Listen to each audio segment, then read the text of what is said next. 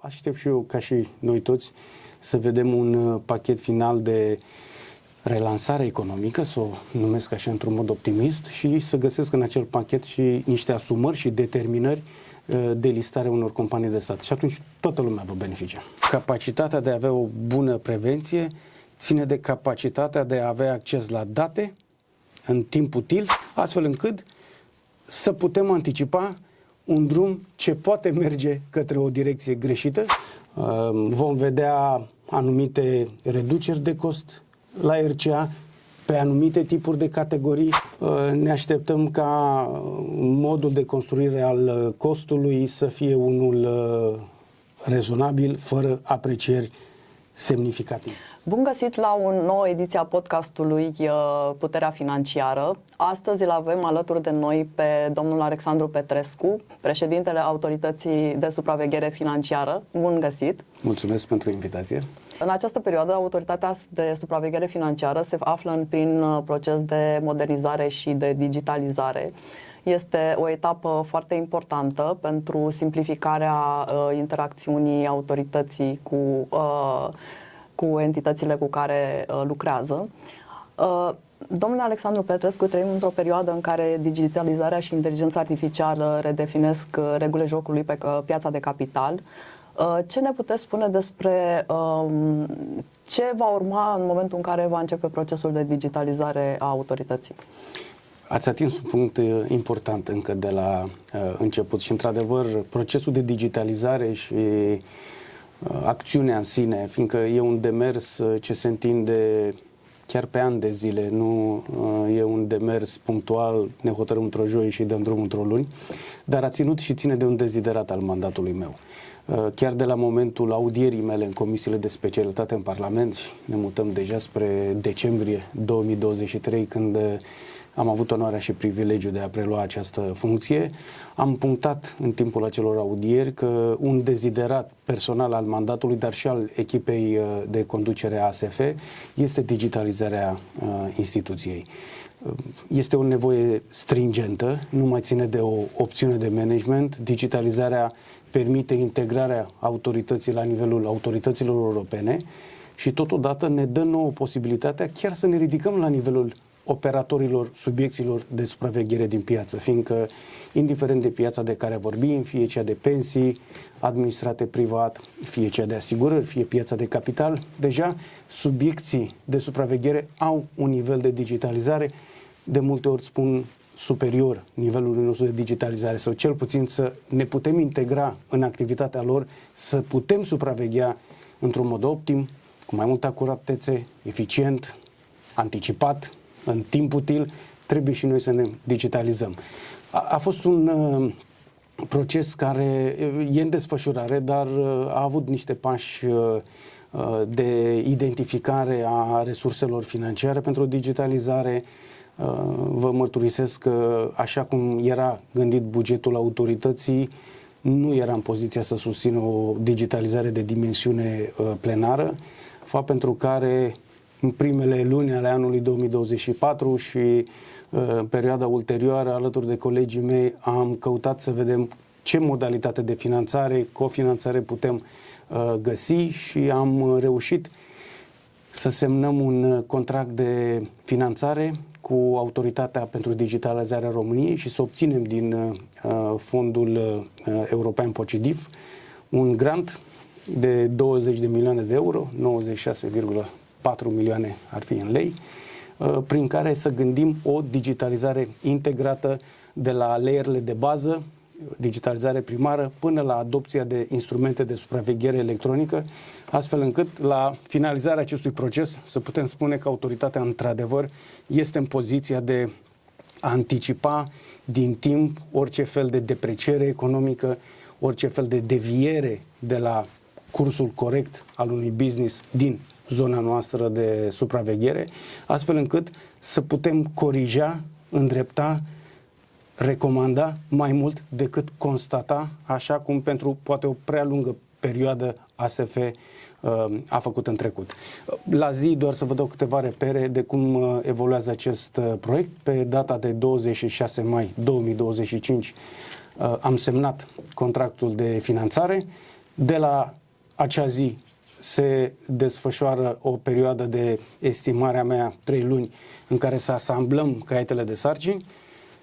Noi la nivelul ASF-ului lucrăm la componenta sectorială, expertiza specifică a activității noastre.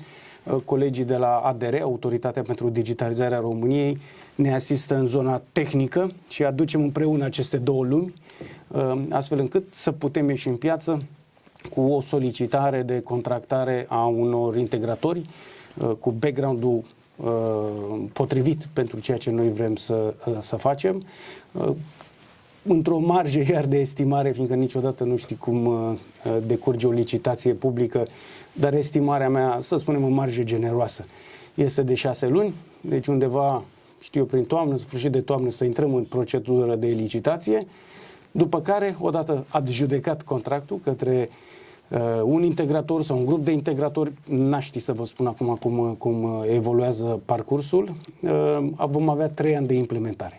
Și în acești 3 ani de implementare, la sfârșit, va coincide și cu finalul meu de mandat, am 1 an și 5-6 luni, deci undeva spre sfârșitul mandatului de 5 ani, mi-aș dori foarte mult și cu siguranță așa se va întâmpla, ca și eu, alături de colegii mei din Consiliul de Supraveghere, să putem spune că avem o autoritate pe deplin digitalizată, capabilă să anticipeze, să ia decizii în mod util, astfel încât să asigurăm o sanitate, o sănătate economică a domeniilor pe care noi le supraveghem, autorizăm, controlăm.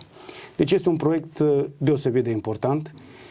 Aduce împreună specialiști din interiorul ASF-ului, din toate cele 3 sectoare pe care noi le supraveghem. E și un exercițiu de coeziune la nivelul diferitele colective din interiorul autorității, așa că, din punctul meu de vedere, va avea beneficii 360 de grade, toată lumea va fi câștigată. Chiar nu pot să nu remarc și un anumit tip de optimism la nivelul colegilor mei și toată lumea este foarte angajată și determinată să fie un succes. Din punctul meu de vedere, de la momentul înființării autorității, 2013, dacă nu mă înșel, probabil este cel mai important proiect pentru ASF și nu ne permitem altceva decât un deznodământ cu succes. Dar va dura ceva vreme până când toată activitatea va fi, să spunem, digitalizată, însă înțeleg că va urma capacitatea sporită a autorității de a merge și pe prevenție. Absolut. De a avea în timp util și în timp real niște informații din piețele pe care le supraveghează, în așa fel încât să poată lua deciziile înainte ca anumite, să spunem, dezastre cum s-au întâmplat să se întâmple. Nici n-ar trebui să mai există perspectiva unui dezastru și până la urmă, dacă ne ducem, facem așa un pas înapoi și ne ducem în perspectivă filozofică de supraveghere, cum bine ați punctat, ține de prevenție. Și capacitatea de a avea o bună prevenție ține de capacitatea de a avea acces la date în timp util, în modul în care le sunt compilate, de a identifica patternuri de conduită, modalități de gestionare a business-ului de către subiecții noștri de reglementare, astfel încât să putem anticipa un drum ce poate merge către o direcție greșită, nu doar să îl constatăm când deja el a ajuns la destinația greșită sau ajunge într-un punct în care e foarte dificil să-i mai readuci pe pilon de sanitate economică, dar toate acestea se pot întâmpla dacă știi din timp, dacă ai datele, dacă le compilezi, dacă identifici algoritmii de lucru a unui business din zona noastră de supraveghere, astfel încât să poți să-i spui, stai, direcția este greșită, asta este direcție bună, hai să vorbim, hai să discutăm de ce s-a întâmplat, ce s-a întâmplat, cum ajungem să repunem o companie, o autoritate, o societate de asigurări, știu eu, depinde de la caz la caz, cum o readucem în zona de normalitate, de confort, în așa numită zonă verde. Și nu întâmplător folosesc cuvântul verde, la nivel practic, toți vom avea un dashboard, vom avea un ecran pe calculator în care putem vedea în timp util exact cum este împărțită piața, că vorbim de asigurări, ce market share are fiecare, dacă este în green, în amber, în orange sau în roșu, știm exact cam care este sănătatea economică a unei entități din timp, astfel încât să putem corija. Tot din perspectiva datelor putem organiza dincolo de controlele periodice, controle inopinate, bazate pe informațiile pe care deja le cumulăm, le interpretăm. Aici vine și layerul de inteligență artificială. Evident că inteligența artificială trebuie utilizată într-un perimetru centric intereselor noastre, fiindcă foarte ușor, după cum știți, e o întreagă discuție holistică despre e bună, nu e bună inteligența artificială. Eu cred că ea este bună. Ca și energia atomică. Este bună, depinde cine o folosește și cu ce discernământ. Aveți perfectă dreptate și comparația este perfect valabilă, dar ea trebuie să fie centrică interesului instituției, al autorității, dar și bunului mers al business-urilor pe care noi le supraveghem, dar și din perspectiva protecției consumatorilor. Fiindcă protecția consumatorilor și stabilitatea piețelor, aceștia doi sunt pilonii pe care noi ne bazăm și sunt filtrele prin care noi analizăm toată activitatea noastră. Am făcut proiecții pentru viitor până acum, adică momentul și etapele în care autoritatea se va digitaliza, revenind însă la situația actuală. Cum vedeți în momentul de față situația piețelor pe care le supravegheați? Din perspectiva mea, mă refer în mod special la, hai să spunem, 1 an și 5 luni de mandat în timpul căruia, desigur, eu am condus și conduc instituția. Avem 3 piețe bine consolidate. După cum public este știut, nu am avut niciun fel de evenimente și nu vom avea niciun fel de evenimente care să ne ducă, sau să ne readucă amintiri, memorii mai puțin plăcute, și aici mă refer în special în zona de asigurări, unde în continuare la nivelul societății, și nu mă refer doar la ecosistemul financiar, la nivelul societății în general, încă e remanentă un anumit tip de emoție și care, din păcate, este pe bună dreptate, fiindcă, evident, având 4-5, hai să le spunem, insuccese în 5 ani, nu e o amintire greu de uitat la nivelul consumatorilor în general. Așa că suntem pe o zonă consolidată, avem, să încep așa, doar câteva cuvinte, niște repere de piață pe zona de pensii, avem un cumul de 165 spre 166 de miliarde de lei în pilonul 2 și pilonul 1. Cred că foarte curând vom echivala aproape 10% din PIB-ul României, unde noi autorizăm, gestionăm tranzacțional, controlăm, supraveghem toate funcțiunile autorității. Este o piață stabilă, solidă. În următorii 5 ani, foarte probabil, se va dubla această sumă actuală de 165 de miliarde de lei, automat, fiindcă, vedeți, este un cer e un 360 de grade și toate sunt corelate aceste piețe, automat vom avea nevoie de o piață mai dezvoltată în zona pieței de capital. Revin foarte scurt la pensii, din nou randamentele medii au fost bune, pe pilonul 2 7,65%, 8,07% dacă nu mă înșel pe pilonul 3, 96% din acești bani se întorc în economia românească, în titluri de stat, investiți în titluri de stat, precum Fidelis, este foarte cunoscută emisiunea, în acțiuni, banii se întorc și oferă lichiditate pieții românești. Deci undeva beneficiile sunt pentru toată lumea. Mutându-mă la piața de capital, că tot am menționat-o, ne apropiem de reperul de 250.000 de investitori activi, sunt 248.765, erau acum câteva zile. Avem o creștere de la an la an semnificativă, a crescut cu 15% de anul trecut. Ca valoare de tranzacții sunt 16,7 miliarde, a crescut cu 28% comparând cu anul trecut. Foarte mult a ajutat și emisiunea de titluri de stat Fidelis, că am menționat-o. Din acești aproape 250.000 de jucători activi, 55.000 sunt deținători exclusiv de Fidelis. Practic, investind într-un titlu de stat Fidelis, este o opțiune de a ține bani într-un cont de economii la bancă și randamentele pe Fidelis la fiecare lansare de emisiuni s-au dovedit a fi mai bune ca și return of investment decât opțiunea de a plasa bani într-un cont de economii. De aici se explică și succesul acestui program și odată investind în Fidelis, oamenii capătă familiaritate cu sistemul, cu programul. Încredere, da.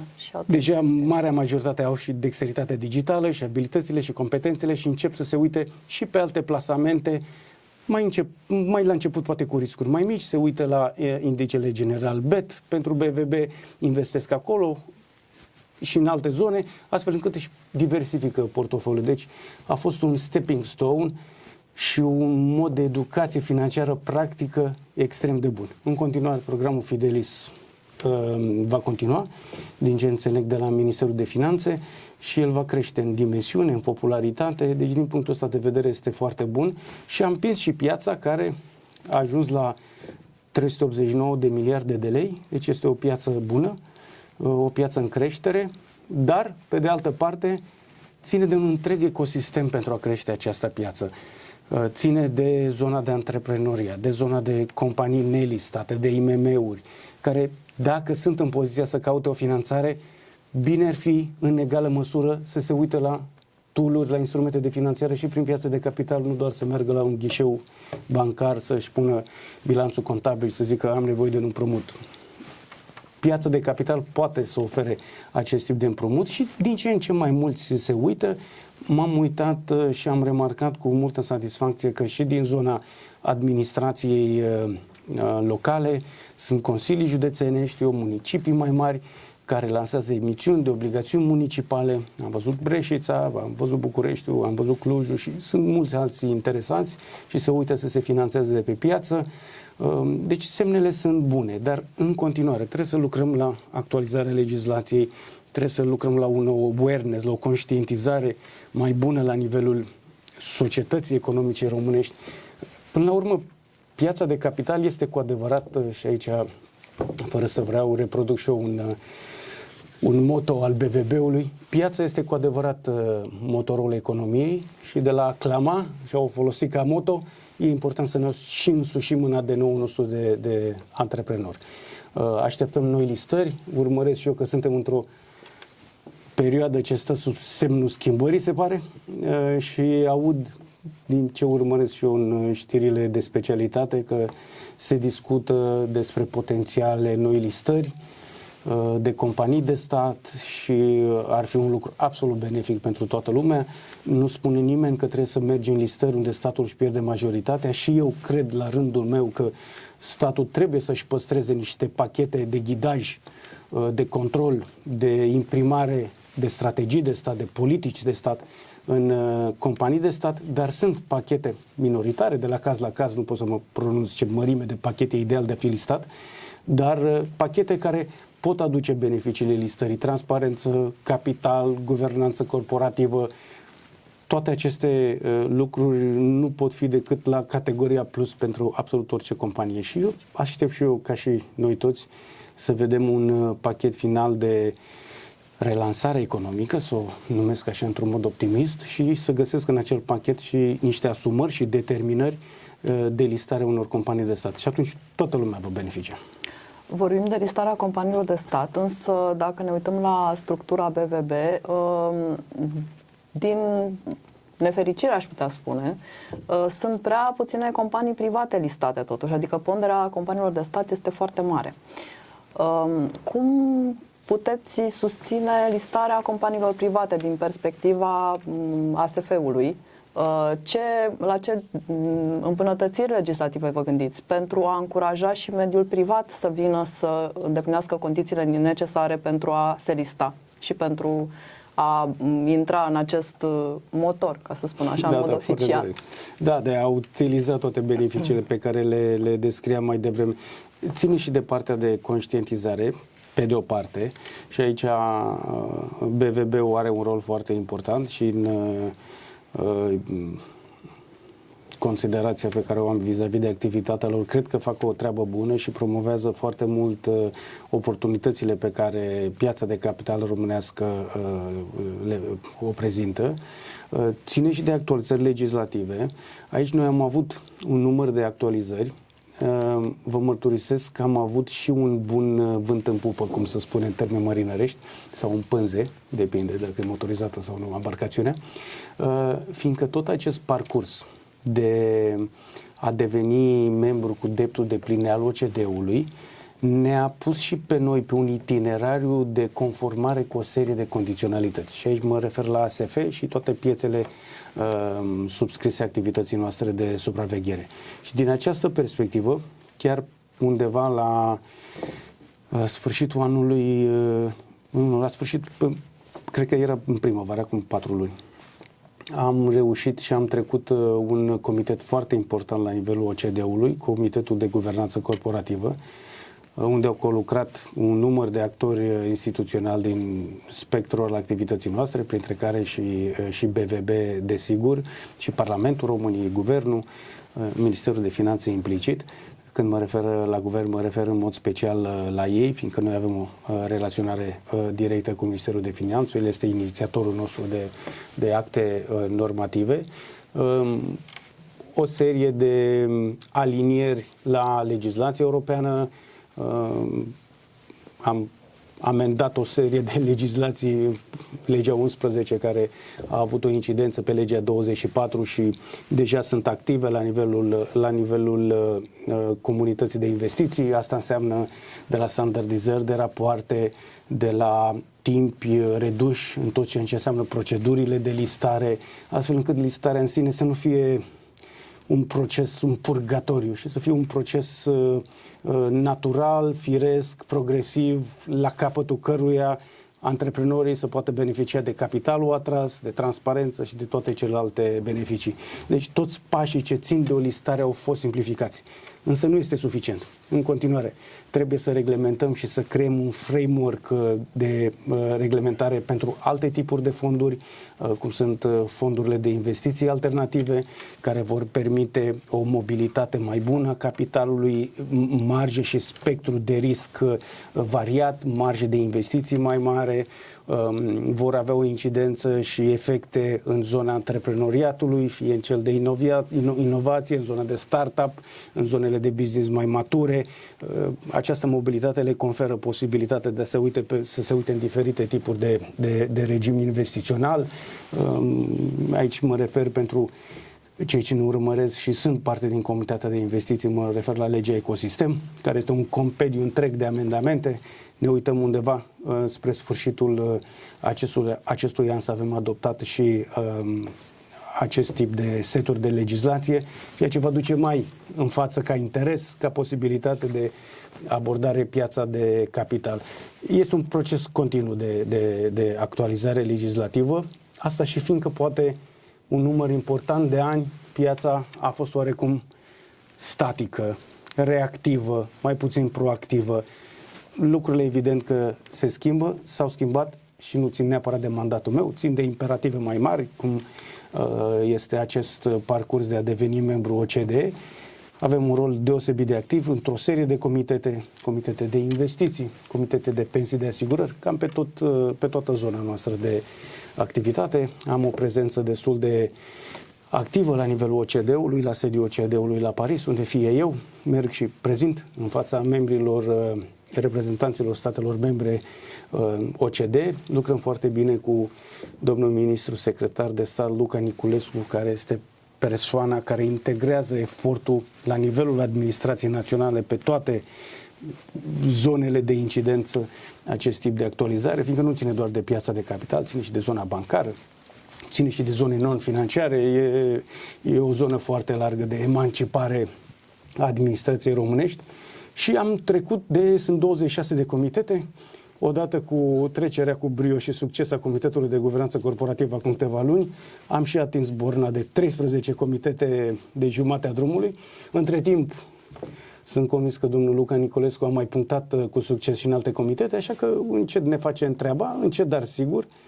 Și undeva trimestrul 2, trimestrul 3 2026, cu tot optimismul și speranța, o să fim în poziția ca România să fie invitată ca membru cu drepturi depline. Deci acest proces care pare oarecum marginal, poate pare auxiliar activității ASF-ului, de fapt a fost central și a avut beneficii și pentru noi în piață, fiindcă am reușit să luăm de prin sertare foarte multe inițiative bune, dar care n-ajungeau să fie prioritizate, fiindcă de multe ori, în ultimii ani, ASF s-a zbătut și s-a bătut cu reputația, cu problemele, cu stringențele, cu urgențele și mai puțin a avut un oarecare timp de prelucrare a unor proiecte care aparent stăteau în rândul 2 de importanță, dacă ele ca efecte, de fapt, au efecte mari și cu adevărat pot crește piața odată adoptate.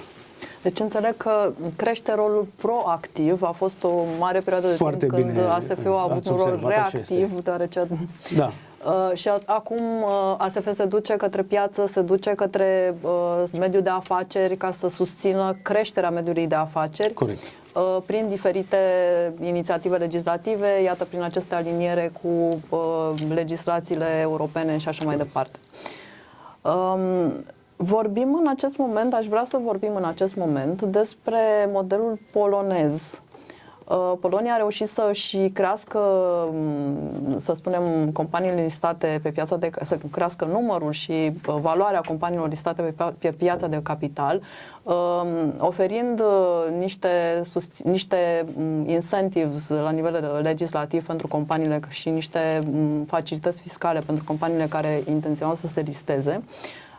De asemenea, a existat un boom, adică acest preambul, să spunem, sau această pregătire pe care a făcut-o Polonia, a avut un efect extraordinar în acest moment în care ne aflăm în plin război al tarifelor și investitorii caută niște, să spunem, piețe ceva mai sigure pe care să se desfășoare, iar Polonia a reușit să atragă mulți dintre acești investitori. Credeți că este posibil la nivelul României o adaptare sau o orientare după acest model? Fără discuție, răspunsul este da. Și să vin cu argumente în completarea afirmației dumneavoastră, conform căreia Polonia a devenit piață de capital, mă refer în mod special, o piață atractivă. Chiar citeam de ună zi un articol în Bloomberg și compilau mai multe informații publice la nivel mondial și din top 10 burse la nivel mondial, 8 erau în Europa. Așa că aproape că depășim S&P 500 și din Europa erau în mod special remarcate așa numitele piețe periferice, cu randamente extrem de bune, dincolo de, bursa de la Frankfurt și piețele tradiționalizate la nivel european, erau remarcate și chiar există recomandări de investiții din partea analiști precum Societe Generale, analiști de investiții bursiere, unde recomandau investițiile pentru bunul randament, stabilitate, piețe consolidate către piețele periferice. Și aveam indicele WIG20, indicele general al bursei de la Varșovia, cu randamente foarte bune, bursa din Slovenia, bursa din Croația, bursa din România nu era menționată, dar ea se încadrează în același tip de profil de piață de capital în zona celor periferice. Și se făceau aceste recomandări. Acum, dacă intrăm puțin într-un subcapitol al acestor piețe și ne raportăm la Polonia, că așa a venit discuția, piața poloneză, piața de capital, este o piață dezvoltată. Ai 3 modele de piață de capital. Ai piața de frontieră, piața emergentă, piață dezvoltată. Noi foarte mult timp am fost, desigur, piață de frontieră, conform unor instituții de evaluare bursieră, am intrat în zona de piață emergentă, cel puțin conform Morgan Stanley. Piața poloneză este o piață dezvoltată. Marile investiții, marile fonduri de pensii, marile fonduri, mai mult sau mai puțin speculative, au niște condiționalități minime pentru a investi într-o țară sau alta. Și de multe ori veți vedea că o minimă condiție este să fie piață dezvoltată sau să fie piață emergentă. Sunt dispuse aceste entități investiționale să-și asume riscuri mai mari, dar evident în momentul în care trecem de la piața emergentă spre piața dezvoltată, paleta investițională la nivel mondial se va deschide mult mai mult și vom vedea mai multă lichiditate în piața asta, fără dar și poate. Dar e un număr de condiționalități compilate ce trebuie îndeplinite pentru a deschide piața de capital. Nu suntem acolo, suntem pe drum. Unde suntem Cred că în continuare, că vorbim de investiții în general, în startup-uri, în business-uri, în business angels, în toate conceptele, să spun așa, tot ecosistemul, este încă o piață subdimensionată.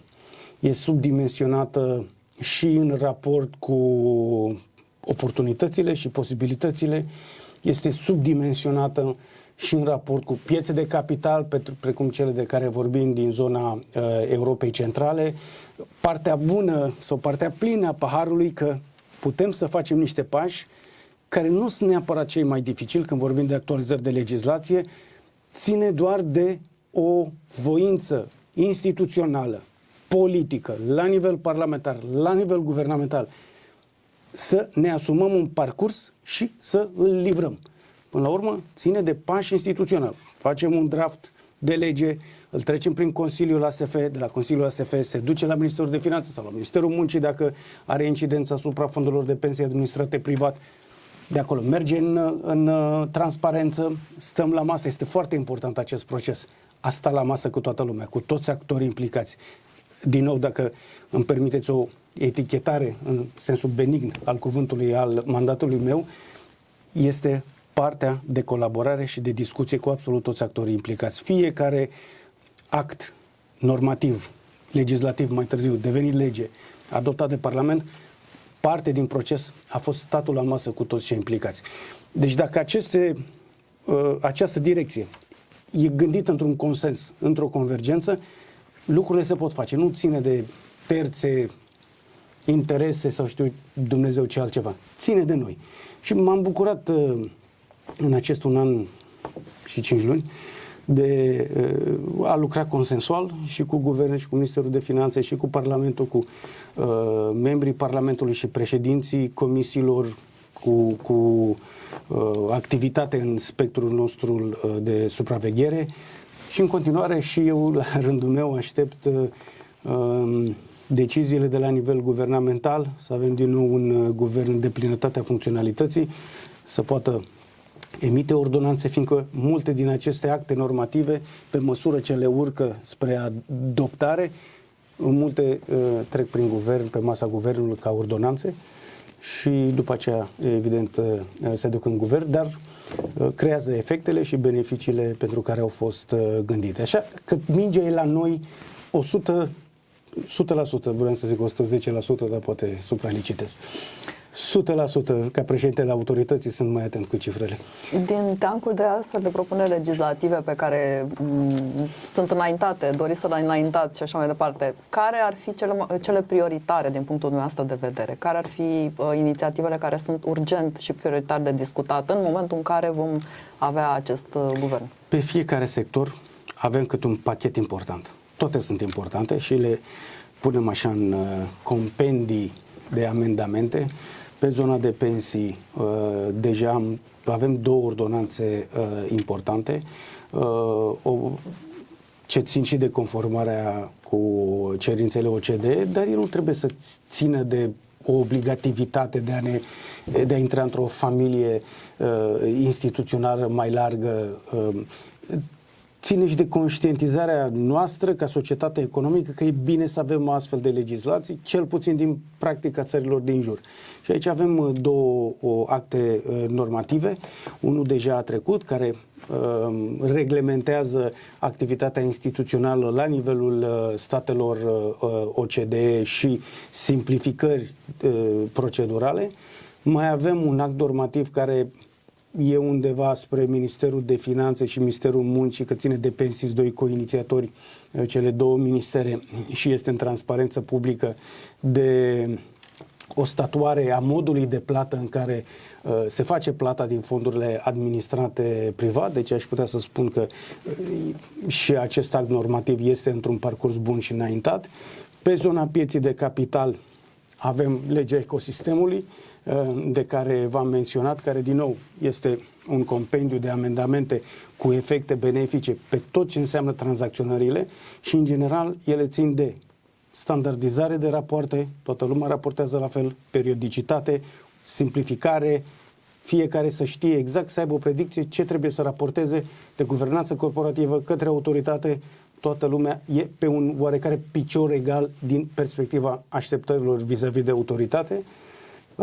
Și pe zona de asigurări, din nou, avem un pachet de amendamente foarte important. Încă din ianuarie 2024 am introdus în Parlament un număr de amendamente la legea RCA, după ce am discutat cu toți stakeholderii, actorii instituționali, sindicali, platforme de transport, toți cei care sunt angrenați în acest sistem cu interese și beneficii, și am introdus aceste 22-23 de amendamente, printre care vă doar enumăr câteva: posibilitatea de a-ți întrerupe RCA-ul, și aici în mod special a fost o idee care a venit din zona de agricultură, activitățile sezoniere, știu eu, combine, remorci, tractoare, utilaje agricole care aveau RCA, că mergeau și pe drumul public, dar foarte probabil, știu eu, să-mi scuzați cunoștințele limitate de agricultură, dar pot presupune că din sfârșit de noiembrie până în început de însămânțare sau Dumnezeu stăteau pe bară, dar oamenii plăteau RCA. Și atunci ei pot întrerupe valabilitatea RCA-ului și pot prelungi cu o perioadă egală cu întreruperea de la un moment din viitor încolo.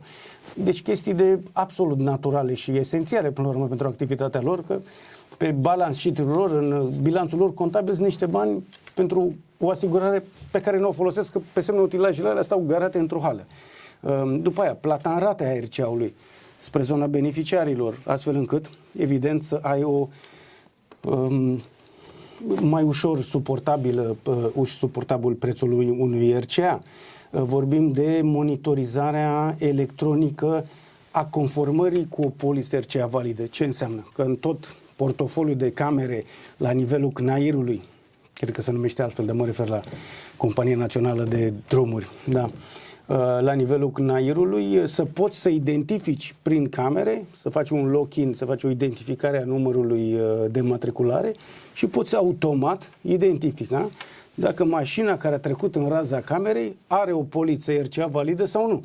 Ceea ce este un nivel de acoperire, de conformare redus, dacă ne raportăm și la media europeană, care este mai mare, și de multe ori este și un motiv invocat de alte societăți de asigurare care ar dori să intre în piață, dar te întreabă cam care sunt pârghile de conformare la nivelul populației cu o poliță validă de RCA.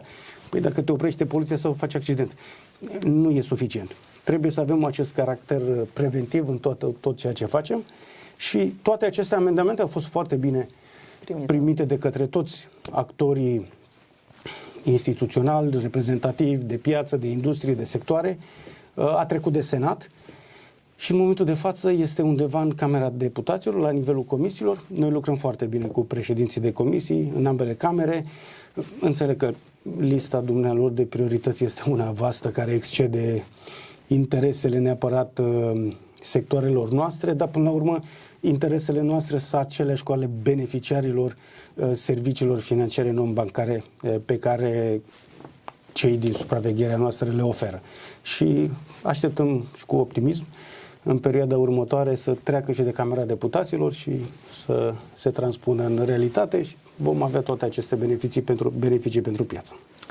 Ajungând la acest capitol, la RCA, ce se va întâmpla cu RCA-ul de la 1 iulie?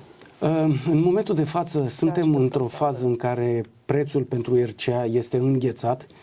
În mod special nu folosesc termenul plafonat, fiindcă nu aș vrea să se facă confuzia cu plafonarea de la energie, unde a existat o plafonare până la un punct, plătea consumatorul, de la punctul ăla până la prețul pieței compensa statul de la buget. Nu a fost cazul aici. Aici am avut înghețarea unei formule de calcul. În această formulă au existat și elemente cu marjă variabilă care au permis ajustări cu inflația, de exemplu. Mai cu seamă, dacă ne uităm la anii trecuți, inflația a avut o pondere semnificativă în costul final al tuturor bunurilor și serviciilor din România. Între timp, inflația a scăzut puțin, dar am văzut că iar a început să crească. De la mai la iunie a crescut cu 0,26%. Pe ultimele 5 luni suntem undeva la 5,2, 5,4, ceva de genul ăsta. Deci, în continuare, căutăm și noi să existe și o temperare a creșterii aprecierii inflaționiste, fiindcă la rândul ei ea se poate reflecta, cum se reflectă în toate bunurile și serviciile, cum spuneam, se poate reflecta și în zona RCA-ului, poate într-un mod mai puternic. Noi la mijlocul acestei luni vom lua o hotărâre dacă va mai continua această înghețare a prețurilor, la costurile la nivelul RCA-ului. Nu vă pot anticipa, dar ca pondere e foarte probabil să nu mai continue, fiindcă decizia de înghețare a prețurilor ține și de identificarea în piață a unor reminiscențe, perturbări reziduale din perioada City, Euroins și toate celelalte care au perturbat piața într-un mod semnificativ, astfel încât a fost nevoie de această înghețare și aliniere la un standard de cost. Încet, încet, piața se reechilibrează, se bazează din nou, se situează pe o cerere concurențială, cerere, ofertă, că până la urmă asta este formula unei piețe sănătoase, și dacă vom constata 15-20 luni în curs că piața începe să-și rea o oarecare autonomie și evoluție proprie în funcție de cerere și ofertă, vom permite și noi construirea prețului în funcție de cerere și ofertă. Nu anticipez să fie creșteri semnificative, fiindcă și în această construcție de cost înghețat am permis societăților de asigurare mici ajustări, da? Astfel încât la momentul la care ieșim în așa numită piață liberă, da? Fără o intervenție terță, ne așteptăm ca modul de construire al costului să fie unul rezonabil, fără aprecieri semnificative. Vom vedea anumite reduceri de cost la RCA pe anumite tipuri de categorii, pentru că trebuie să înțelegem, nu există un preț RCA generalizat. Este circumstanțial. Tipul de mașină, vârsta șoferului, localitatea, toate celelalte, fiindcă incidența, procentul de risc de accident este diferit de la diferite categorii. Și putem vedea pe unele categorii fără dar și poate o reducere, pe alte categorii poate putem vedea niște creșteri. Dar în medie nu mă aștept ca prețurile pe RCA să se aprecieze într-un mod semnificativ. Și până la urmă scopul instituției nu ASF face prețul la RCA, ca să fie asta clar, dar noi căutăm ca prin ghiduri, recomandări și chiar luna în curs vom avea trecute în Consiliul de supraveghere în Consiliul ASF-ului, vom avea adoptate un set de recomandări și ghiduri și inspirația mi-a venit de la colegii mei din autoritatea din Polonia, care acum 2-3 ani au gândit un set de recomandări și ghiduri pentru societățile de asigurare ca să permită o mai bună apreciere a condițiilor de emitere a unei polițe RCA, astfel încât prețurile să fie poate mai apropiate de circumstanțele reale și să nu fie înmagazinate, înglobate, bufere care să ducă prețul la niște cote pe care le putem găsi nepotrivite. Aș mai vrea să atingem un mic cu subcapitol. Nu știu dacă este foarte mic, doar ce este vorba despre piața cripto. ASF, recent a preluat și o parte din atribuțiunile legate de piața cripto, o piață greu de urmărit și de reglementat. Ce face ASF în momentul acesta în această direcție, cu atribuțiunile pe care le-a preluat în privința piețelor de criptoactive? E un subiect în dinamică și un răspuns clar la ce face fiecare instituție, printre care și ASF, nu există, fiindcă avem un document care este în transparență, gândit, emis de Ministerul de Finanțe. Noi am venit cu o contribuție la conținutul acestui draft de legislație care să acomodeze modelul de autorizare și supraveghere cripto în România pe capacitățile și experiența și expertiza noastră de livrare. Fiindcă în lanțul de gestionare a criptoactivelor, un compendiu, o configurație mai largă de instituții trebuie să-i spună cuvântul. Fie că vorbim de Banca Națională, pe zona lor de incidență, fie că vorbim de Oficiul Național de Prevenire a Spălării Banilor, fie că vorbim de Autoritatea de Digitalizare a României, de Directoratul de Securitate Cibernetică, de Institutul de Cercetare în Informatică, deci de ANAF, zona de antifraudă. Deci vorbim de o compilație de instituții care împreună trebuie să-și preia felia de expertiză, de core expertiză, de specialitate. Sigur, în zona ASF-ului, dacă astăzi oricare dintre platformele de tranzacții știute, n-am să dau nume, de unde pot să te înscrii și să cumperi acțiuni la BVB sau în străinătate, vor avea un buton și de trading de cripto, vor intra sub incidența noastră și tot ce înseamnă autorizarea produsului, orice fel de tipuri ce țin de conduită, intră sub zona noastră de supraveghere. Pe de altă parte, la nivelul țării sunt și un număr semnificativ de ATM-uri cripto.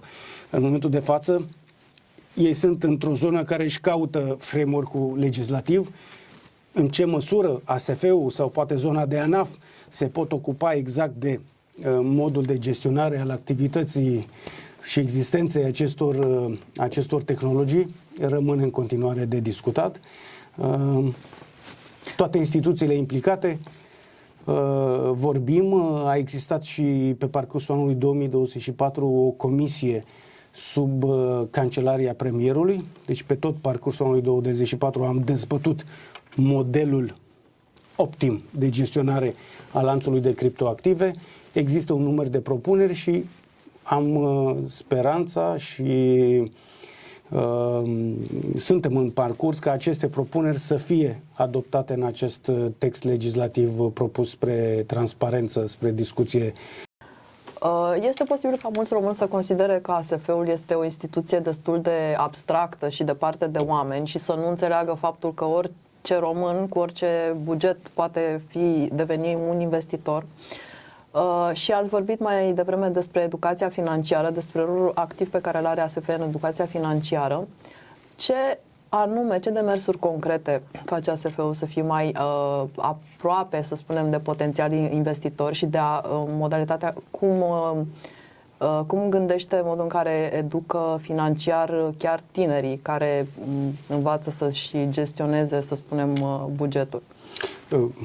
Ați făcut o referire la ASF din perspectiva scopului instituțional și, într-adevăr, ASF, dacă poate greșit, a fost perceput ca activând într-un tur de fildeș. ASF trebuie să fie de fapt un gardian invizibil al celor trei piețe. Noi trebuie să lăsăm piețele să evolueze într-un parcurs reglementat, firesc, dar, evident, să filtrăm prin instrumentele pe care noi le avem la dispoziție, că toți jucătorii din cele trei piețe rămân în perimetru de reglementare și de legalitate. Vorbind despre educație financiară, vă spuneam că este un element ce acompaniază evoluția pieței. Trebuie să acompanieze.